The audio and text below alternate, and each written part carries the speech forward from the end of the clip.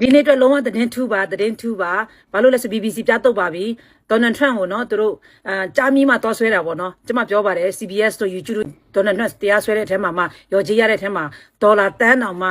တန်းမဟုတ်ပါဘူး16တန်းနဲ့16တန်းနဲ့15တန်းပြောတာအခုကတော့တန်းတစ်ထောင် BBC ကိုသူတရားဆွဲလိုက်ပါပြီတရားဝင်စာပို့ပြီးတော့တရားဆွဲလိုက်ပါပြီအဲ့ဒါဘာလဲဆိုတော့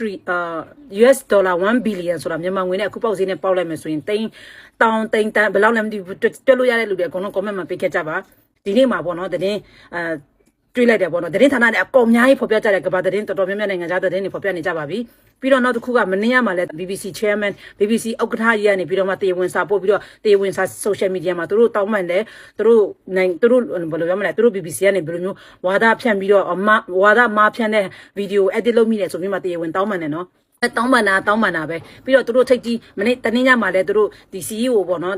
ထိတ်ကြီးယာဒူးကြီးတဲ့ဒီညွန်ချုပ်တို့ဘာလဲ CEO ရဲ့ Director General ရဲ့သူတို့ထွက်သွားကြတယ်ဒါပေမဲ့လည်းထွက်သွားတာလည်းအလုပ်ထွက်တာပေါ့နော်အဲ့ဒါကတော့အဲ့ဒီအတွက်နဲ့ပတ်သက်ပြီးမှဒေါ်နယ်ထရန့် post လုပ်ခဲ့တယ်အဲ့ဒါလည်းကျွန်မ account ထဲမှာရှိတယ်ကျွန်မသတင်းလုပ်ခဲ့တယ်ဒီနေ့သတင်းကတော့ဒေါ်နယ်ထရန့်ကနေပြီးတော့မှတရားဝင်စာပို့ပြီးတော့ BBC တရားစွဲပါပြီပွဲရတော့လှပါပြီသတင်းနဲ့ထပ်တက်တဲ့ခါကျရင်ကျွန်မကထပ်ပြီးတင်ပေးပါမယ်စိတ်ဝင်စားတော့သူများအပေါင်းလေးနေပြီးတော့သူများကိုလည်းမြင်စေချင်တယ်ဆိုရင်ဒီညလေးကိုနှိပ်ပေးခဲ့ကြပါရှင်ဖြစ်ဘယ်လောက်ရော်ကြည့်သူတရားဆွဲတာနဲ့သူဘယ်လောက်ရော်လိုက်ရတယ်ဆိုတာထပ်ပြီးသတင်းတွေတက်လာမှာပဲလေနော်အဲကြောင့်ကျွန်မထပ်ပြီးသတင်းတင်ပေးပါမယ်အားလုံးပဲအဆင်ပြေကြပါစေ bye bye